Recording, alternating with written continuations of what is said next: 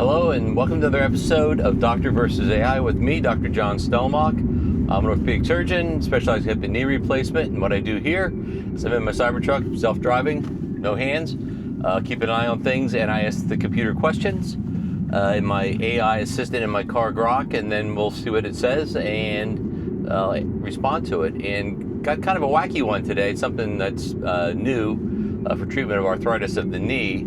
And let's ask Grok and see what she thinks. And actually, I discovered that besides just the standard Grok, there's actually different modes, and I knew that.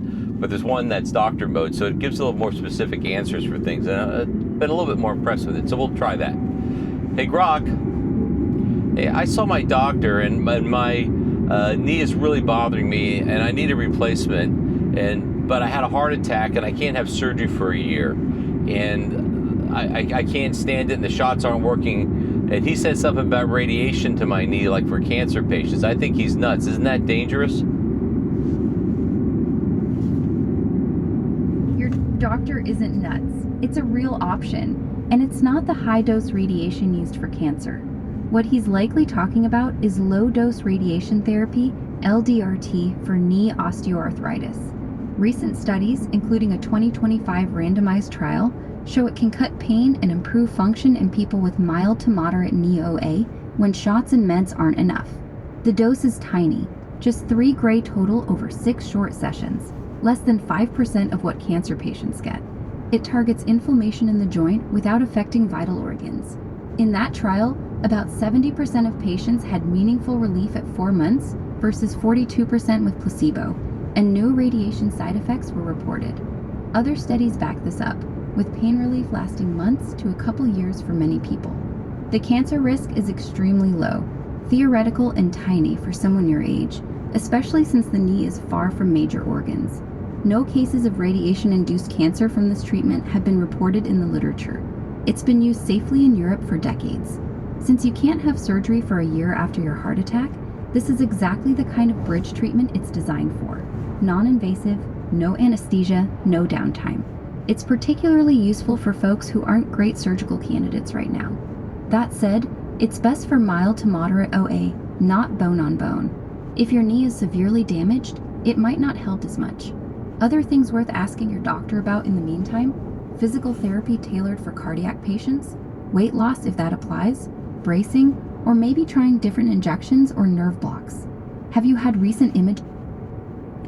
Well, she had a talker on this morning. She was going on. That's actually a very good answer to it. So that is a lot of patients that will actually have a bad knee or something that it goes too far and they can't have surgery for some reason. And then it's happened multiple times where patients getting scheduled for a knee replacement and they have a heart attack or something comes up and they can't have surgery for a while. And there's really not a lot to do because the conventional treatments have stopped working. That's why we're going to plan for a knee replacement. So I think that's a good answer. And it kind of makes sense. I talked about in other videos that pain from arthritis comes from 2 places. One, it comes from actually the bone on bone and the bone getting bruised a little bit. And the other place it comes from is the actual lining of the joint getting inflamed. And what happens with that is that the lining of the joint, in response to the debris that's generated within the knee from the knee wearing out, the particles, it causes a lot of inflammation, and the swelling of the knee can be quite painful. And people sometimes get with a very large effusion, like we call, which is a lot of fluid in the knee joint. And those cells get activated. Anti-inflammatory medicines like Motrin, Aleve, those sorts of things help that, but they're only so effective. So they've done this in Europe for a while. It seems a reasonable thing to do. I wouldn't just do it on everybody as a treatment. If your knee's bad, you probably need a replacement. We can temporize things, but another thing is a good thing, because if you got a bad stomach, you can't take anti-inflammatories. If you have bad kidneys, those medicines are out. Cortisone maybe is not effective, and you really can't get it that often. So I think all these things together might be helpful, and this might actually have some role in patients who've had surgery or are going to get surgery who have a very inflamed knee, because that's what we struggle with after surgery, is inflammation in the joint. So I thought it sounded kooky to myself initially, but I think it might be something we could consider, because it doesn't involve a lot of like preparation, invasion, medical clearance, all that stuff. You just kind of go get it done. So we'll be thinking about it. So hope we learned something on this episode and do some more and see you on the next one.